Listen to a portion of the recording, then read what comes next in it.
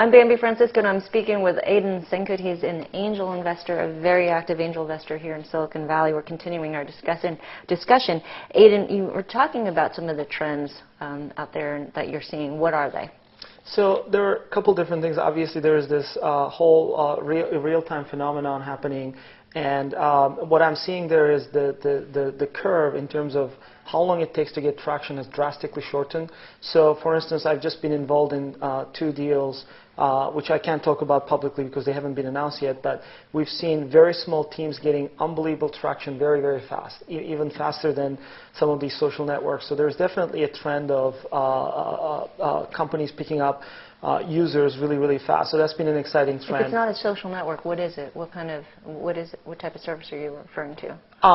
It's basically companies, whatever they're doing, like it could be an iPhone app, or it could be in some kind of social network related field, but it's just been amazing how fast they can grow if the idea picks up with users. And it tends to be connected to these things being posted on Twitter or Facebook that affects the company's growth. Okay, they're leveraging Facebook. They're leveraging Facebook, and I would say that's one trend. The other trend that I see that I think is very interesting, where I think there are exciting spaces, but I'm not seeing necessarily a lot of startups. But things like healthcare, and I would split that into 2 areas. Where the 2 interesting areas that I'm seeing is electronic health records, which is very hot right now with the Obama administration, as well as personal genomics, or personalized medicine with a web angle. 23andMe being a good example of a site that I think there will be much more innovation coming up in that space.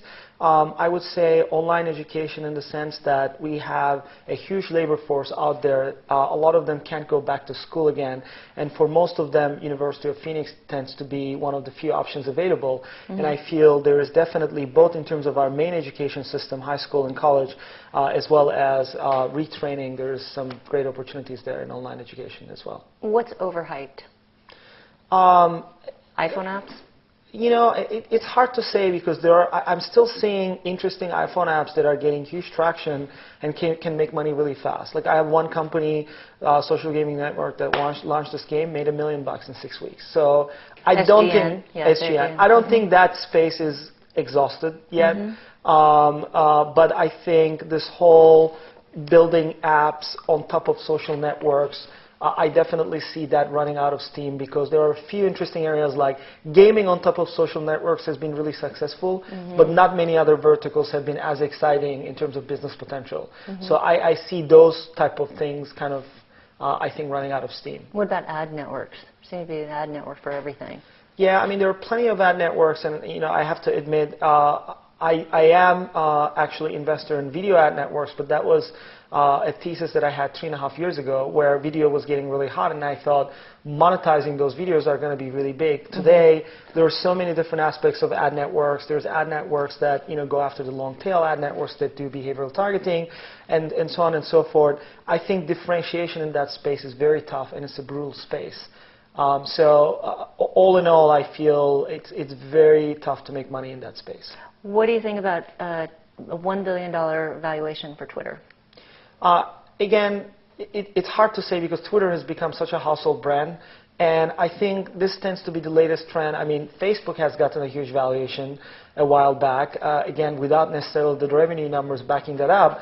For me, it's an interesting contrast, because at Google, we were always kind of in line with our financial results, where the company's valuation was. So the revenue and profitability backed those numbers. So it was a much more straightforward figure, even though the valuation was really high.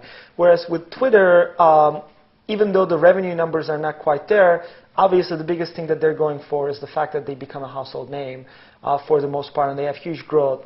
That growth seems to be flattening a little bit, so it'll be interesting to see if they can keep up and do well. But again, it's very exciting for them, and I'm watching it very closely. Last question. What do you want to be known for as an angel investor? I think the most rewarding thing for me is to be able to support companies that actually not just succeed from a business perspective, but also do good. 2 of my companies won the World Economic Forum Technology Pioneer Award, and I'm really proud that not only am I supporting great entrepreneurs and great companies that are doing great things from a business perspective, but also their innovations actually impacting people. So the fact that I can be even a small part of it is very exciting for me. That's nice. Well, I'm sure all the entrepreneurs welcome and appreciate your support. Thank you. I've been speaking with Aiden Senkut, and I'm Bambi Francisco.